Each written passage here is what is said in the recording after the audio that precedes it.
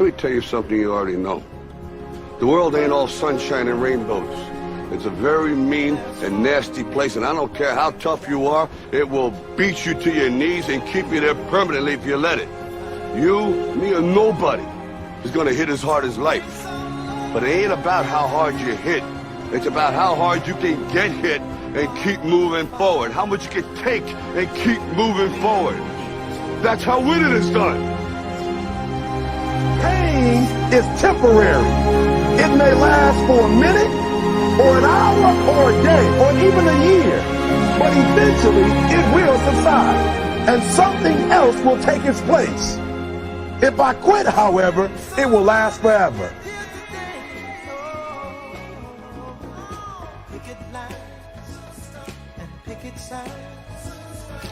I want to teach you something that I learned that changed my life also. Everything that changed my life came from God. We talking about next level? I'm finna show you how to get there. I've been debating on how I was gonna do this, but I thought the best way to go about this is just tell you my story. And in my story, maybe you can see some of yourself. Listen, man, anybody can be successful, but you gotta understand something. It's hard. It's hard, man. You can take all the courses you want. It's hard. You can go down there to the church and hold your hands in a prayer circle. When you get through praying, it's gonna be hard. You go to school, you get all the degrees you want. When you get them degrees and you hang them on the wall, if you want to be successful, it's gonna be hard. It's hard being successful. That's the first thing you need to understand.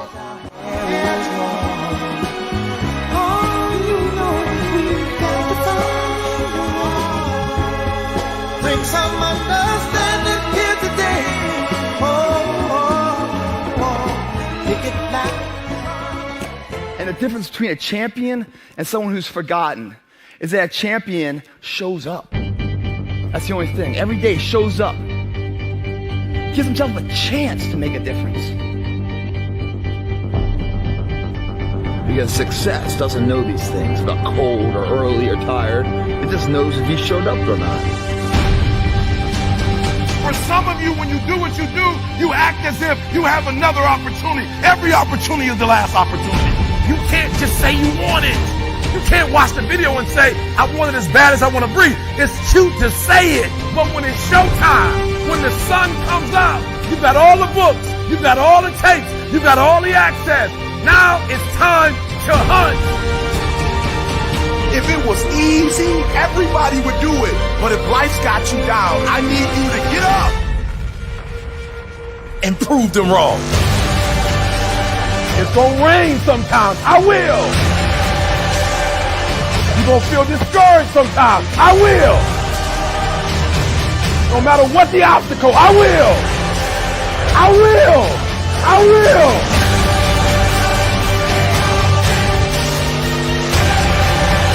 A true hunter's goal is not the prize. A true hunter's goal is to hunt. That's what they live for. They live to hunt. It's the whole process.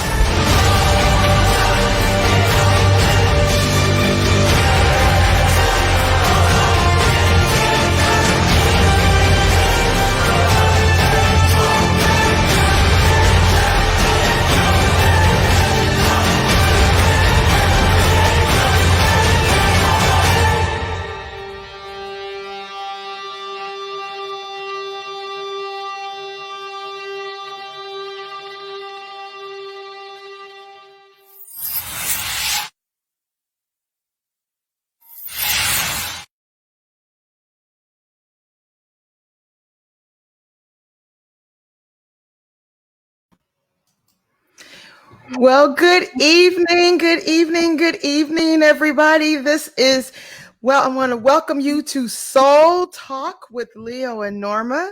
And today we have an amazing guest with us on tonight. And so we are super ridiculously excited. And we have Miss Erica Worthley with us this evening. Woo-hoo. So we are starting a brand new series on this month for Soul Talk, and that is an author series. And Miss Erica gets the opportunity to be the very first author that we talk to. So we're excited. Erica Wortherly is a licensed clinical social worker who specializes in working with educators and parents to improve their understanding of mental health. She earned her BA in communications from the University of North Florida and her master's in social work from Florida State University. Erica speaks on topics including self-care practices, mental health awareness, becoming trauma sensitive, and more. As a former teacher in Duval County Public Schools in Jacksonville, school-based clinical counselor for Children's Home Society of North Florida, and social worker, she will always be an educator. She has written 3 children's books addressing anger, grief, and anxiety. I Scream Because I'm Angry, and Dear Everybody Admit There's Hurt, and But What If are used as tools for engaging in challenging conversations with children. Through her private practice and teaching with mental health in mind, Erica advocates for shifting mindsets to create more flexible, empathetic, and comfortable environments for children and the adults who care for them to thrive. So let's give a warm welcome and excited whoop whoop for Erica Wortherly.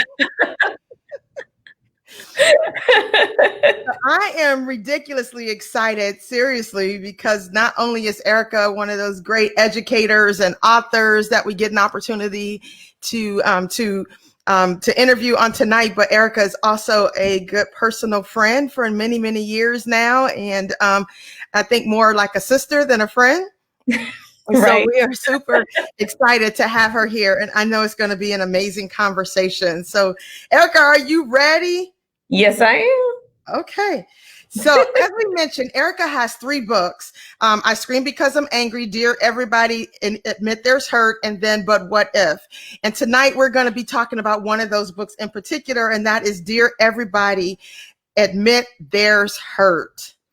And this book is addressing grief, and it's something that we all have either gone through before or will at some point in our life. We will go through some form of grief, and we will all lose some loved one in our life. And so this is something I think that Erica brings out very good in the book, and we're going to talk about that. I mean, that death is something that's just part of life, and it's something that we're going to deal with, right? So, Right. So Erica, so Yes. I'm very curious to know.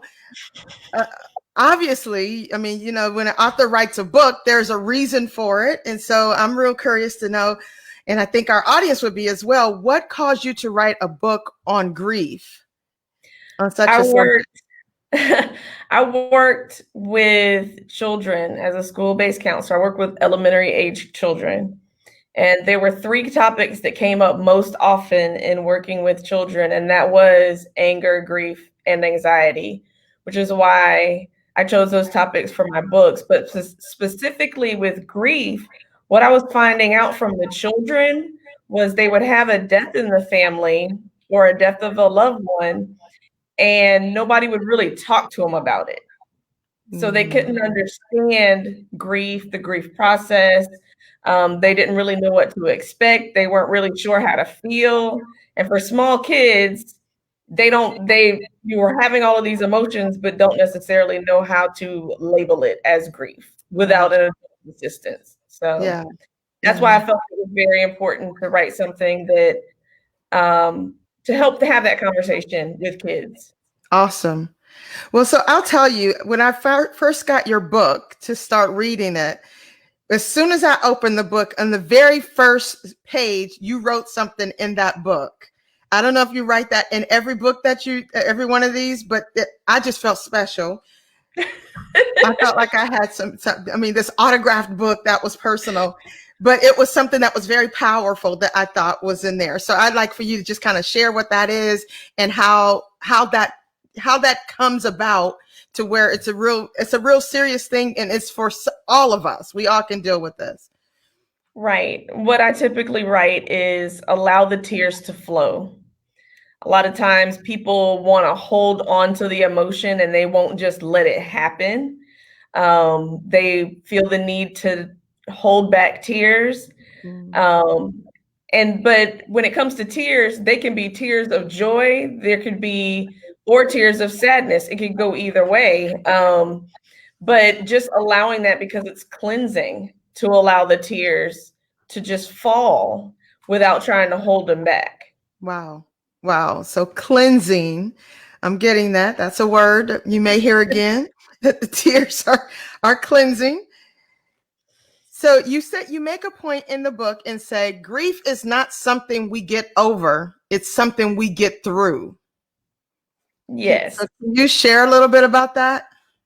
Well, one of the things that I recognize in just talking to other people about grief is that people try and put like a time limit on it. Like, you should be over that by now. And because I was working in a school setting, the teachers expect everything to just keep going. Right.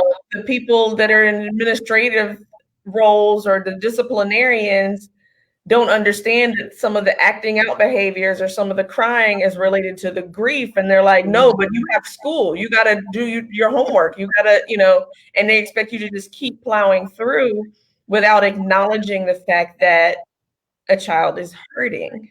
Yeah. Yeah. And that's a good segue into this next question, because in your book, you say any major change in behavior that lasts longer than a typical mood swing may be a sign to seek additional help outside of the immediate circle of family and friends. Right. So anything that's different is for a significantly long, a long period of time. And the reason why that is important is because if the adults that are surrounding the child don't know how to appropriately cope with grief, how is that child supposed to learn? Mm-hmm. Mm-hmm. And they won't learn. So Right. A lot of the acting out that you may see, or a lot of the shutting down that you may see when it comes to a child, is unprocessed. They don't know how to talk about it because people aren't talking about it. Or maybe the adults that are having the experience aren't crying around them, or if they are crying around them, not explaining why they're crying and that it's okay to cry. Right. So, Right. it becomes, having an outside person working with the child makes it easier for the child to understand, and then kind of guide them as far as what's appropriate behaviors, what's not appropriate behaviors. And when I say that, grief comes in all different shades, colors, and actions. It's going to be different for everybody. So when a child is, out of character or doing things that they're not supposed to be doing, a lot of that is seeking attention, but it's not just attention-seeking behavior. You got to find out why they're seeking the attention. Right. Don't take that extra step to figure out what is actually on, and you're only focused on the behavior, then you're missing so much of Right. so many opportunities to teach that child how to cope with grief. Wow. Wow. So I'm curious because, obviously you as an educator and you spent a lot of times in the school system. And so your books are written primarily to children and for adults to be able to help them to get through these things. But can some of these things that you're talking about in your book, can these same tactics and ways to deal with it, can adults use them as well? Absolutely. So after the first book, what the feedback that I got was, I know you wrote this for children, but I needed this. Right. So I made the decision to write the other two books in the same format. And then I make sure that I emphasize that they are tools to be read with a child or children, not, oh, you got this going on, go read this book.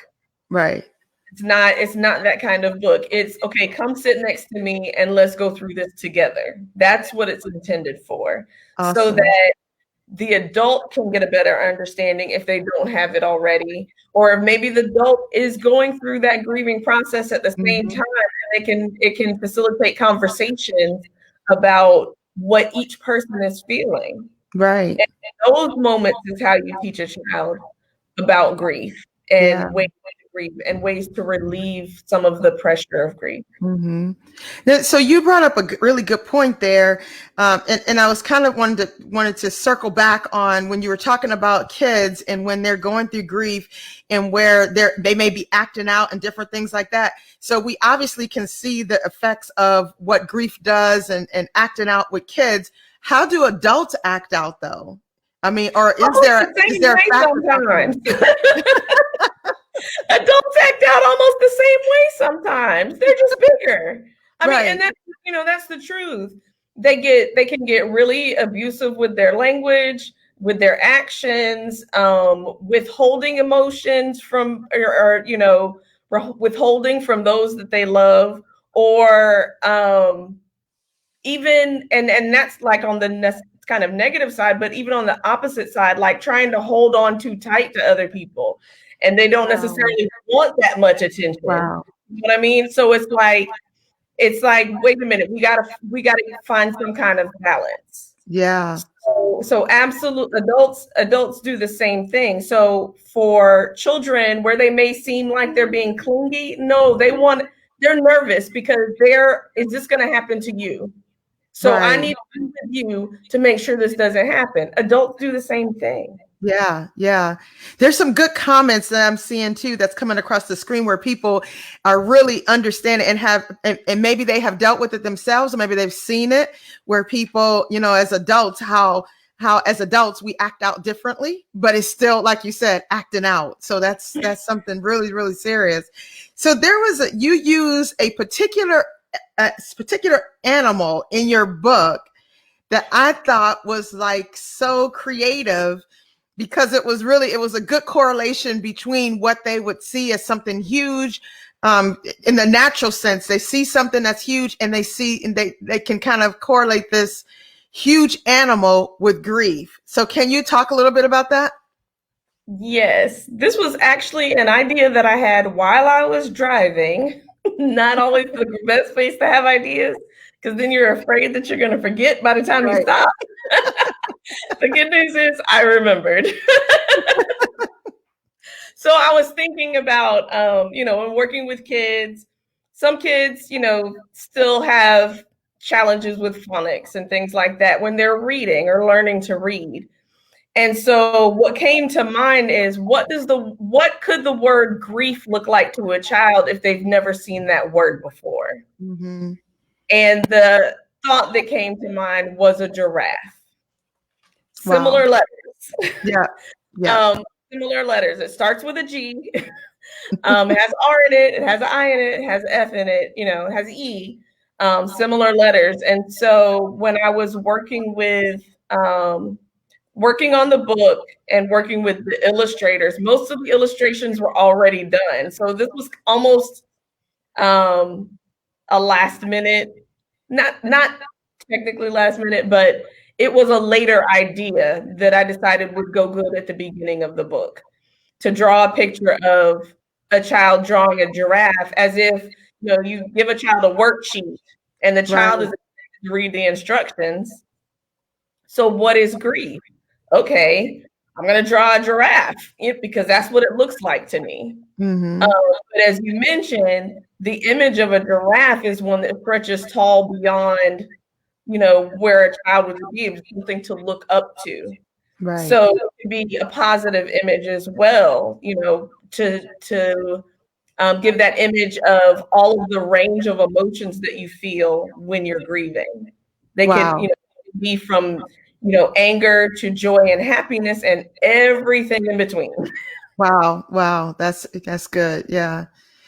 Yeah. It makes me think too of when you just said that. It makes me think of when someone passes away, and all of us has probably have done it and said, rest in peace, this person or that person, where we're telling that person to rest in peace. But what about the people that are still dealing with the actual grief? How is it best?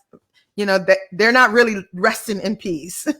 Many times, when you've gone through a death or whatever, you're not resting. You're struggling with just going to sleep or eating or, just kind of associating or whatever. So I just thought that was very interesting to use that giraffe and then for you to talk about the range of motions, because it is such a huge animal, and you are watching it and like, oh my gosh, this thing is huge, and grief is huge. There's so many emotions that's associated with it.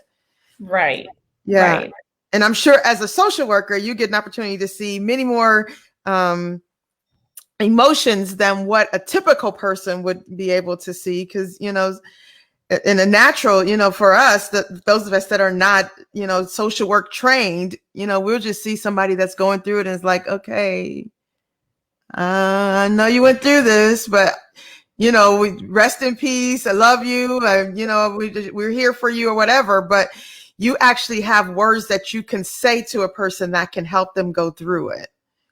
Right. And a lot of it is helping a person name the different emotions. Right. So if they're describing a specific situation where maybe I'll go back to the acting out part. Maybe they're saying, I went off on somebody at work today and I don't even know where it came from. So it's like, okay, well, where is it coming from? It's not necessarily, it could be something that somebody did, granted, but if you're already holding on to all of these other emotions and you haven't found a way to express them, then the way you do express them can come out as lashing out. Wow. So it's like, okay, well, what led to that? And that's the thing with grief. It's not like one particular emotion. It's a combo. Right. So if it can be anger, it could be frustration, it could be a sense of being overwhelmed, it could be all of these different things. And if you're not appropriately expressing them, then it can come out as anger. It could come out looking like anger. It could come out looking like depression. It could come looking at like anxiety, when it's all of them, but right. It's grief. Yeah. So would you say then, just looking at those different emotions, would you say the best thing to do is to really address those emotions? And I ask you that in respect to a statement you made in the book. You said your life will change. That person, they are no longer here. So that is real. Your life will change. So is that a matter of then really kind of dealing with those emotions because that person is gone? It's not like you can change that. Right. And a lot of times when I'm working with people, we do have that change conversation, or, it's like, what is within my control and what is outside of my control? Mm-hmm. What is outside of my control is I can't bring this person back. Right. So it's like identifying those things that you can control and cannot control. What I can control is finding ways to express my emotion. What I can control is making sure I have the right support system. What I can control is making sure that different things are taken care of. So those are things that you have to teach children as well. Right. Teach them, okay, what is in my control? What isn't in my control? And so for a child, it may be that they say it's a grandparent, and you go to that house, and they're going looking for their grandparent, and then having to remind that child that they're no longer there, and they're not going to be there. But what can you do with that child? Well, maybe that grandparent had a favorite chair, and you can allow the child to sit there and then talk about the memories of that grandparent. That's something that is in the adult and the child's control. Mm-hmm. But you don't have the power to bring that person back or make them appear. Wow. Yeah. Yeah. I always say whenever someone passes away, I'm like, death is so final. It's like, it's nothing you can do. You can't go back and have this conversation with the person that you may have wanted to have, or maybe you thought, we're going to go here, we're going to do that, or whatever. And I've always thought about that, how final death is. And even, if somebody dies and they're not at home or whatever, who's going to take care of the things that are in their house? Who's going to clean the house? Who's going to do the clothes? All those kinds of things that sometimes we forget about, that people are dealing with grief, and they're having to deal with all those other areas as well. Yeah. So how do you think that is the best way for someone to deal with? First of all, they're dealing with the grief, they're dealing with the death of their loved one, and then they're having to now decide when is the right time to start making those changes for their lives. I mean, not just sit in grandma's chair, but now we got to get rid of grandma's clothes, and we got to decide where we're going to put these other things, or this bill that we don't know where she kept anything at or whatever. How do people deal with that kind of stuff? That is an excellent question, and I'll be perfectly honest. I've never been in that type of position before. Earlier this year, my grandfather passed away, and he was our last living grandparent. And my mom contacted me that morning, and I was walking on the beach. And so once I got off the phone with my mom, I immediately started crying. And but then I had to call her back, and I was like, we got to talk to my sister. I know she's at work, but if we wait till after school, that's not going to be good. So then I had to go to her job. So then even in that, it was something I'm like, I have to do this. Right. Right. So making those kind of calls, but even then spending time with my sister, my mom and her sister had already gotten on the road, but me and my sister had a difficult time listening to my mom and her sister because they were more prepared. And it wasn't that it was still unexpected, but they had already kind of prepared. So, my cousins owns a funeral home, and they had already jumped on all of these things. And me and my sister were still kind of paralyzed for a little while. Yeah. And they were like, okay, well, we want you to work on the program, and we need you to find this picture. And we were like, how are y'all doing this? Because this is hard, Yeah. And I made the comment to my sister. We kind of took a break to get some air and get some food, but my mom's calling me about these different things, and I'm like, I told my sister, I said, I don't even know how to do all of these things that they were trying. And she kind of made a joke, and she was like, well, guess what? It's going to be on you. And I was like, I don't want to think about that right now, but it's, it's a challenge because you have to think, especially if it's not something that's unexpected. I mean, my grandfather lived a long life. He was in his 80s. So there were some things that they had already prepared in order. My aunt already knew where everything was. And, she had stayed with him, on and off over the last year. So those things were already kind of arranged. But if something happens, it's unexpected, say it's a car accident and things like that, it's a lot to deal with, because it's like, okay, well, what is the process? Who's going to help with this? I don't know what to do, because you get so overwhelmed by the emotion, but then you almost are expected to snap out of it to take care of business. But then some people don't go back into the grief mode, which can be hurtful. It can be harmful, because you have to allow yourself that time. Yeah. You have to allow yourself that time. And one of the things I like to emphasize is there's no time limit on grief. There's gonna be days, there's gonna be moments where you may be sitting watching TV and you got tears falling and you're like, what is happening? Right. My grandfather's birthday was on the 22nd of September. So it was like, he's not here. We were with him last year. So of course, you have a moment on those special occasions, but there's always those times in between too. Right. You have to think about where it almost seems random, or whether it's crying or smiling and laughing, because you're remembering things. Whew. Okay. Just kind of processing. I saw someone put on there that their father had been gone for 14 years and still find themselves in a grieving. So it's kind of like what you said, you cannot put a time limit on the grief, because You know, you could be okay and you could be existing, you could be living, but still dealing with that issue. There's going to be those moments, like, right. even though I didn't have to take care of the business, as far as, insurance and funeral homes and those kind of things, like the next day I had to do a workshop.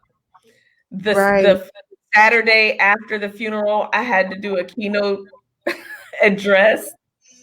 So it was like I had to kind of like flip a switch for a few hours. Yeah. Like, okay, I got to take care of this. I was already obligated, and sometimes it's difficult. Yeah. Wow. Okay. Yeah. So this is this is one of those, I think this is one of those topics, again, that we all deal with at some point in our lives, and we all have somebody who has passed away.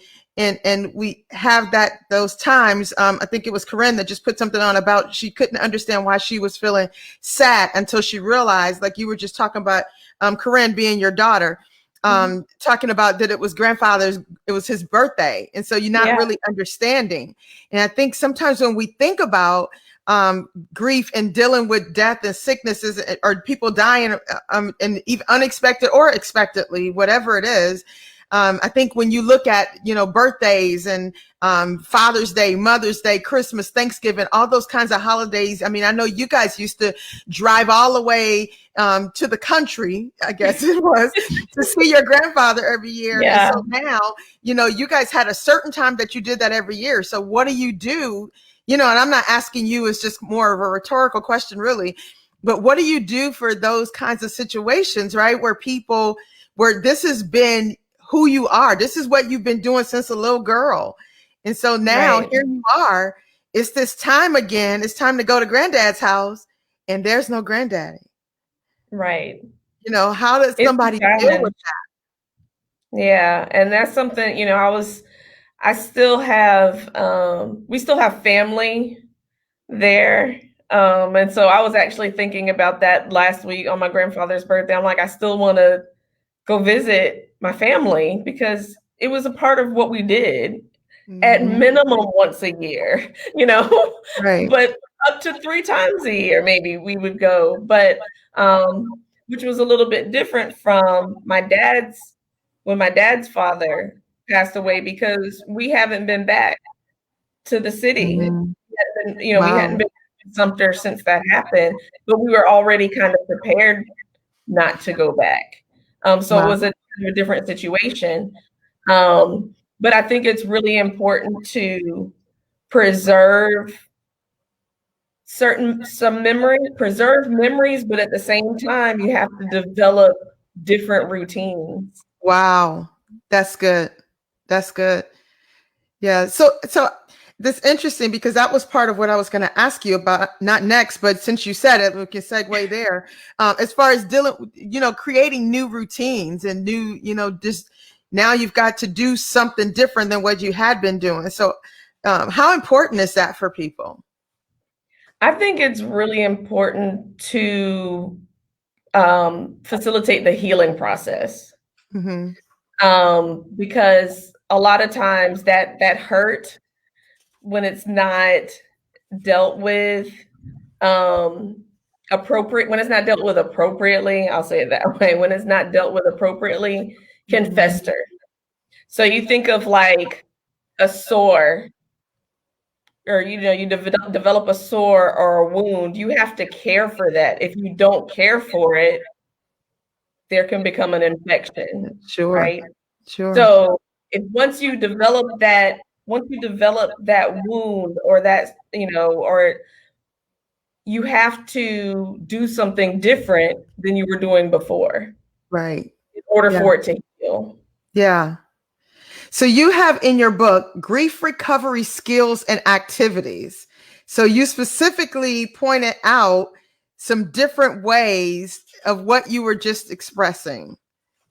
So you talked about expression, creativity, physical activity, and the one that I thought was very interesting was goal setting. I just didn't think about that. So the reason why goal setting is there is because it gets you to think about the future. Right. So you don't remain kind of in a position where you feel stuck. Like, this person is gone, I don't know what to do. And it may be you feel that way for a moment, or, it could, but it shouldn't be something that lingers on for months and months and months and months, because you do have to live. Right. You're still alive, you have to live. So setting goals gives you something to look forward to. Wow. That I never even thought about that, but that is so powerful. That's such a good tool to think about, that, in your new normal, you've got to do something different. Right. So what are you going to do? So setting that goal for what's next. Gosh, I never even thought about that. I honestly didn't. I never thought about that. So there is this little part in this book that I read over it multiple times. Okay. And I kind of struggled with the concept. And so I wanted to kind of give you an opportunity. You wrote it, so you will be able to explain it into where we can understand it. So you said, if I got the chance to see what my loved one could see, my tears might get in the way. This is too much for me. Right. And you said, no one will be able to tell you when. For everyone, this is different, to kind of deal with what this person saw. I just, this whole concept was very foreign to me. Right. So basically, the idea behind that is picturing your loved one or a person that you're close to looking down on you, living your life, and seeing all of the best things about you. And it kind of ties into what you just mentioned about the goal part of it. If that person were next to you and they can see all of your strengths and they can see all of your talent and they can see all of those things, but you can't see them within yourself because you're still in that grief mode, you're not moving forward. And so that's kind of the idea behind it. Either, that person kind of like, if you say, for example, there were things that you planned on doing that you had told your loved ones that you were going to do. And if you think about how they see you, how they saw you with those plans and those ideas and, basically like living, but you're in such a grief state that you can't see what they would want to see. Wow. So in other words, then they would want you to continue to live. Yes. Instead of, because I think sometimes we look at grief and we look at the death of a loved one and it's almost paralyzing. It is. Yes. Yeah. Where it just keeps you in like that state, like they can't, like we can't move forward. And right. and it's almost, I was talking to somebody recently about it, and it's almost like you almost feel guilty for continuing on in life. Yes. Because that person is no longer there. Right. Yeah. Which is another one of those emotions that is rolled up in grief, is guilt. Yeah. And I think it's kind of, when you look at the guilt, you have guilt of me continuing on, or you have guilt of maybe we didn't finish everything, or maybe the wrong thing was said before they passed. We had a disagreement, it was bad words or whatever, or I wanted to apologize but didn't get a chance to. So there's all those things. Yeah. Yeah, exactly. Like, like an example would be, say, like a car accident. And then the person that survives the car accident has a challenge with moving on because that survivor's guilt, that's a very real thing. And they have a hard time processing, how am I supposed to live my life? I should have died with them, and it's like, no, you're here. You're alive. Right. You gotta keep living. You're not going to forget what happened, but you still are living. Wow. Yeah. So I recently heard somebody talking as well about a husband and wife kind of situation where they were saying, and I know I've said it too in joking, you know, kind of teasing my husband, like you can't, you got to get the different things, your sickness or your medical things, you got to get taken care of, because I don't plan on raising children by myself. I know I said that myself, but I recently heard somebody say that, and they were, you know, and it was one of those things where it's like, you can't leave and I got to take care of the kids by myself. And in this particular situation, this particular woman's husband did pass away, and she was upset because it's like he left me. And that happens too. And now I got to deal with this by myself. Right. Right. So how does that person go on and deal with that? Because now it's not just guilt that the person is gone, but you also got this place of unforgiveness. That's unforgiveness, blame. Yeah. And that's, you know, it's, you know, when it comes to sickness or, you know, some kind of physical ailment, or maybe somebody's engaged in some kind of risky behavior, like, you know, riding 100 miles an hour on a motorcycle. It's like you're mad at him, and then they're not there.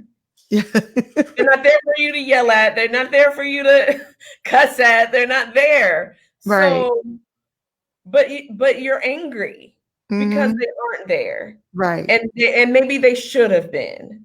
Right. But then, you know, that kind of goes into like, what is your belief system? You know, because that plays a part in how you go through the healing process as well. Right. Because it's a challenge, and you got to find the right kind of people to talk to about it. And this is where counseling comes in as something helpful, because a counselor or a therapist will allow you to express that anger. Whereas someone who doesn't know as much or as well, they would get mad at you. Like, what you angry for? You know what I mean? You go sit down somewhere, it's like, no, but I'm mad. And then like my daughter used to say when she was little, she was real sassy before she became a social butterfly.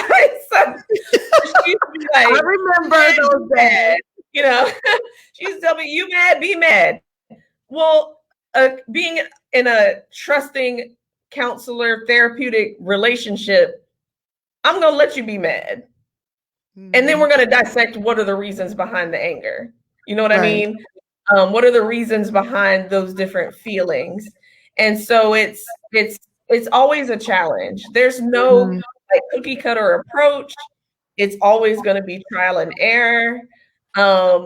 But you have to be able to identify the emotions that you're feeling, where they're coming from, what's behind them, what is it related to. There's like so many questions to kind of sort through before you can truly say, okay, I am healing. Yeah. That's good. So I just saw two women on here, both of the ladies that posted something. Both of them unfortunately have had to deal with the death of their spouse, of their husband. And both of them have kind of dealt with some of the very things that we were talking about. But I also want to point out something that Corinne, your daughter, just put up and said, and I saw this in somebody, and I could not, primarily because I'm not social work trained, probably, or not prepared, you know, not prepared mentally to deal with that. But where she said that what about the person whose spouse passes away and they can't deal with the children because the children remind them of the spouse that passed away? And I talked to somebody like that, and they were just angry. Like, you know, he looks like him, he talks like him, he acts like him, you know, How do you tell somebody to deal with that? Well, you'd have to point it out. Yeah. That's actually what's happening. That you are projecting your emotion onto the children, which isn't fair to the children. Right. Because you're also grieving.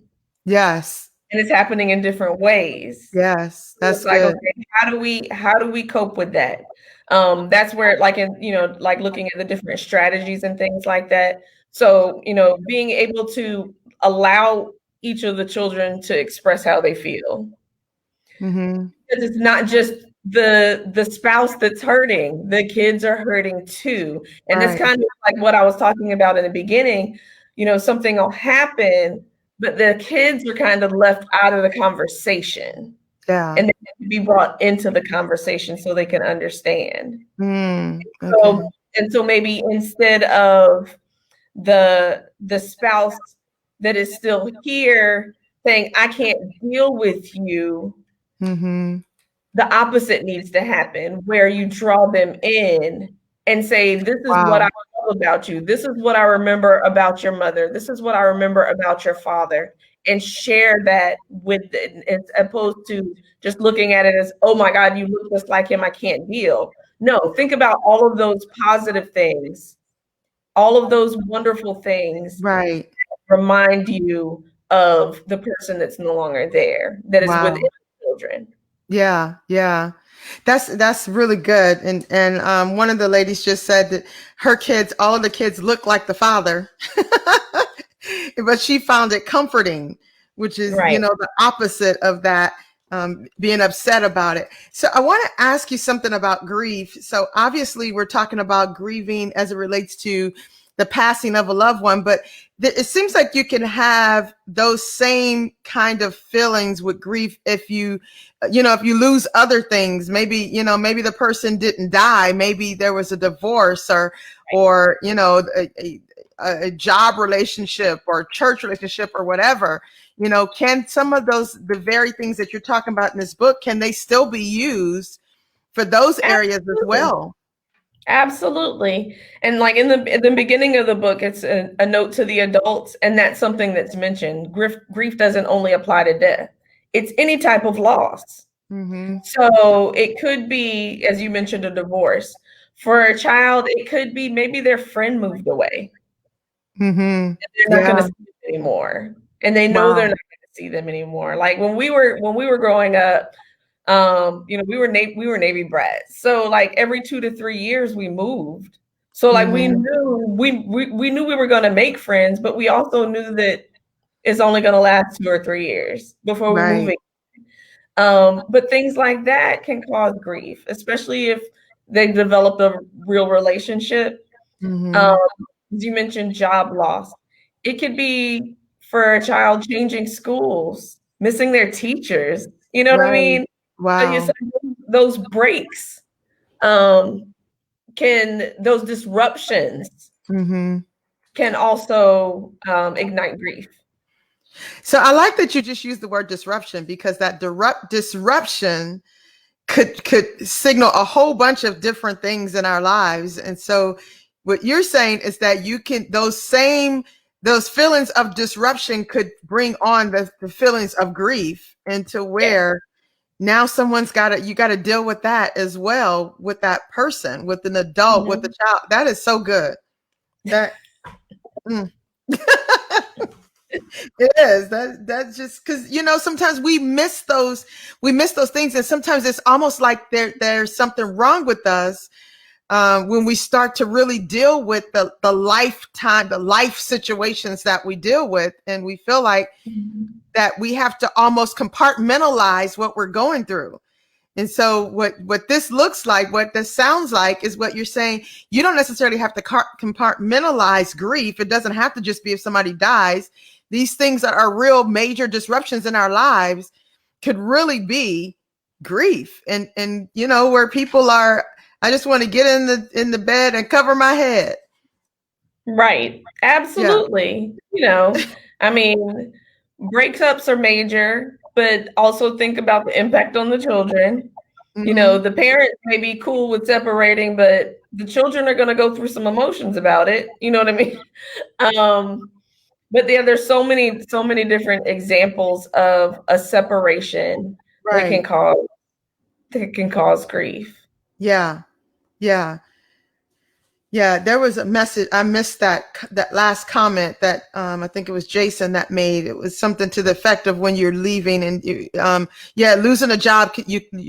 Losing a job you love can cause grief. Leaving a church that you thought was your final destination can cause grief. Are a few examples. Absolutely. And I mean, we've seen those things happen as well, where you just like, you know, this was where my comfort zone was at. I knew exactly, I knew to get in the car and I was going to drive this distance. And when I got there, I was going to see these people. These are going to be my coworkers, or these are going to be my church members, my church friends. And, you know, when we go into the cafe in the morning, we're going to drink coffee and have fun together. And now we're not doing that anymore. Those things are serious, and we don't think about that. And they could be not just for the children, but for adults as well. So, wow, just any disruption that. Yes. Goodness. Yeah. So, so we're getting close to ending, and I definitely don't want to go over, but this is so good because these are things that we just, I think, again, we all deal with it at some point in life. Nobody is exempt. None of us are exempt. And I think what you said earlier when you said, you know, that you haven't dealt with a whole lot of death in your family, but then your grandfather passed away, and that was a big deal. But there are some people, in fact, we were talking to somebody yesterday, and where they've had a death in their family almost every single month this year. For the year of 2020, this is now September, or now October. So between January and September, they've had somebody to pass in their life almost every single month. You know, and at some point that takes a toll on a person. Absolutely. And I do know several people that are in that same situation. Yeah. And, you know, one of the biggest benefits that you can have is to be able to just sit and listen, or even just be there and not even talk, but literally like having somebody be present with you is sometimes what somebody needs in that moment, just to be present, where they don't want to talk about it. They don't want to discuss their feelings. They don't want, so you have those people that want to let everything out. And some people that are just like, I just want to sit here and I don't want to talk about it. That doesn't mean that they're not dealing with it, coping with it, or acknowledging it. They just know how to be still in that moment. Yeah. And some of the best things that you can do for somebody is allow them to let you know what they need. And sometimes people just go straight into help mode, and that in and of itself can become also overwhelming. Yeah. Can you like expound on that some? Because, you know, some people are helpers, and so they do, right? What you just said, go right into help mode instead of listen mode. Right. So I think that you have to understand where you are. Part of it, I think, has to do with your personality. I use, you know, I inform people of that a lot. A lot of it has to do with your personality. So I'm a person that listening is one of my strengths. So I have no problem sitting. But then you have other people that are like worker bees, and that's part of their personality. So they don't necessarily know how to sit.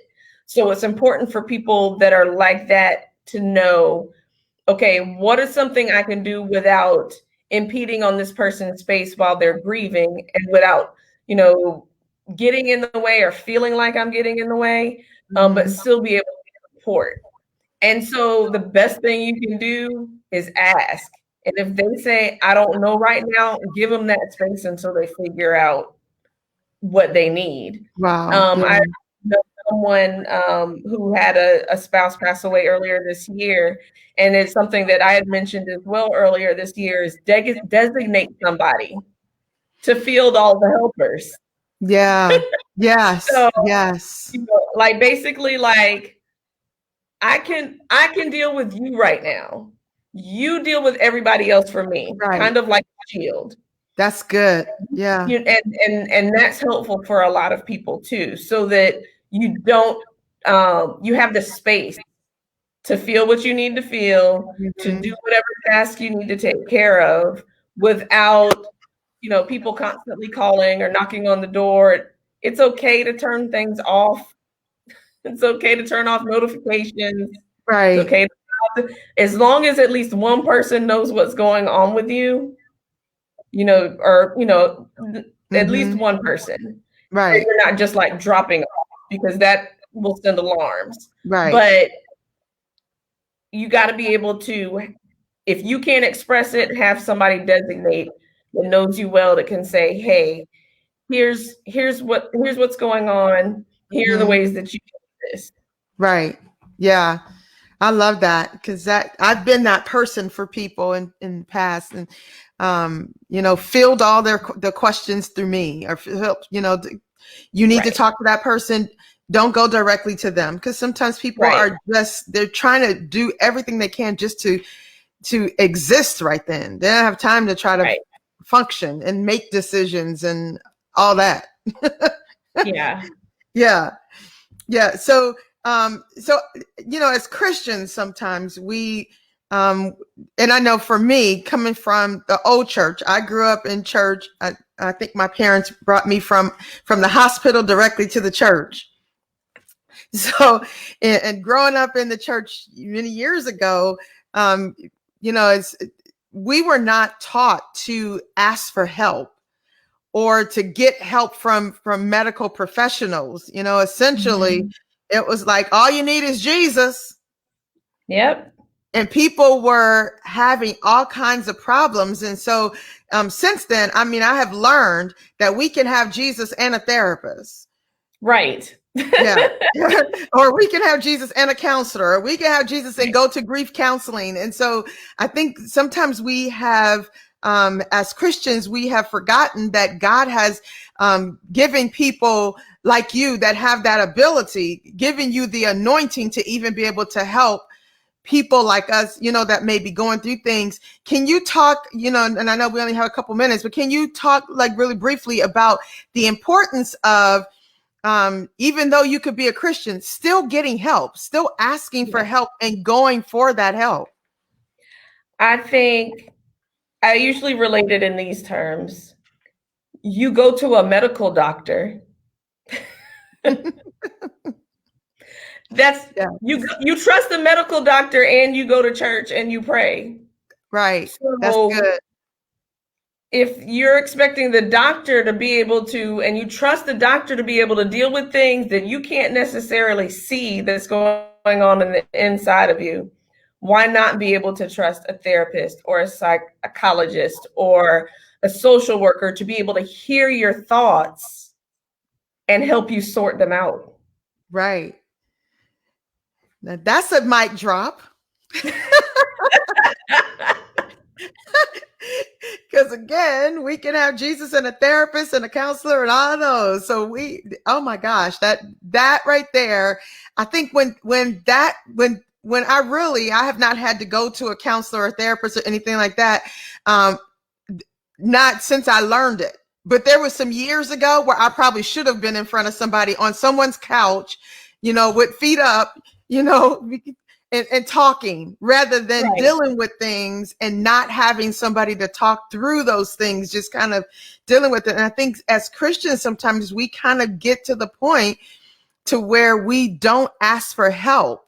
And so now we're faced with this situation where we've got Christians that are committing suicide at higher rates, pastors and teachers and pastors' wives and things like that, because of the stresses of life and church and different things.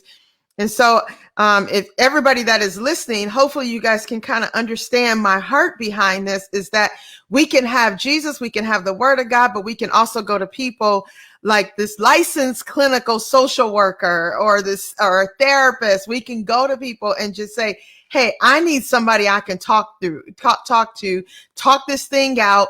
You don't have to give me answers. Just let me lay here and just have this conversation. Right. There's an image that's floating around the internet somewhere, but I love it. And it's like a counselor and a client. And in the client's mind, it's like this yarn that's all going in every direction.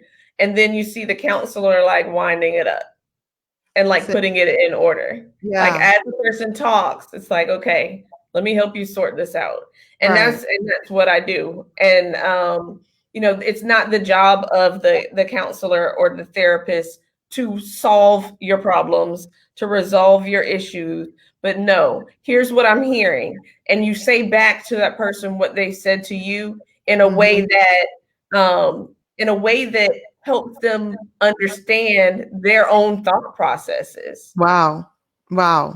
And where the thoughts are possibly coming from, and like the origins, and you kind of like a puzzle, you kind of make connections where it's like, okay, well, you said this last week. Do you think that can go along with it? It's like, and Wow. people are like, wait, I didn't think about it like that, but it's their own thought. So it's for me, sometimes it is like putting together a puzzle and just helping sort things out. Yeah. Awesome. Well, we are at the end of our time. This has been so amazing. Before we go, I want you just to do one really quick thing. You have some amazing illustrators who helped you with your books. And so if you can give them a quick little shout out. I sure will. Young ladies, Daniela and Yaneli Lott, they are seniors at the Douglas Anderson School of the Arts. And they did my illustrations for Dear Everybody Admit There's Hurt and But What If. I was excited to be able to work with them. They gave me exactly what I was looking for my illustrations. We didn't have to go back and redo anything. I gave them ideas and they put them on the paper for me, and it turned out wonderfully. So yes, Daniela and Yaneli Lott, I am so grateful for them. Awesome. And here's the thing, you know how much I love the kids. Right. I feel like if I'm doing something for young people and for kids, they should be involved. Yeah. So like even with my books, I had like my nephews look at it. I had other young kids look at them, because I don't believe I should create something that's for kids before they have a chance to kind of test it out. Yeah, absolutely. Yeah. And then as we close out, I just want to kind of let our streaming audience know as well that you do have a private practice, that you help kids. I have seen personally, just from over the years, our boys are still, our young men, I should say, they're not boys anymore, but our young men are still really, really good friends. Joshua and Chris and Sean, your two boys, or young men. I keep saying boys, but your young men. Habit. I still say boys too. Yeah. So Chris, Sean, and then your daughter, the amazing Corinne. So you have done an amazing job with all three of your children. And so we've seen that firsthand. We watched you do some things like miraculous with these kids and saw their lives were just spectacular, based on even in majority of the time you were a single parent raising your babies, and you did an amazing job with them. And so, and now you're helping others with their children. And so for the streaming audience, if you're looking for somebody, I don't know if she's looking for new clients or whatever, but I will tell you that she is probably one of the best at what she does for helping you and helping the kids. So if I were you, I would get a hold of her. Erica, can you tell people real quickly how to get a hold of you? Sure. The easiest way is my website. So it's Erica, ERICA, nwortherly.com. Yes. So that's the easiest way. I'm also on Facebook, Instagram, Twitter, and LinkedIn. Awesome. There's only a few Wortherlys, and all of them are related to me, so I should be easy to find. Awesome. There it is on the screen for those of you who need that. So if you need any help with your children and excuse me, getting through to them, Erica is an amazing resource. And again, she has her own private practice doing that. So, so contact her. Don't be sitting there trying to figure it out on your own. I'm telling you, she's amazing at it. So there we have our Soul Talk for tonight. And hopefully that you guys enjoyed your time. Erica, we want to sincerely appreciate you and thank you so much for being here. Until next week, let's talk about it.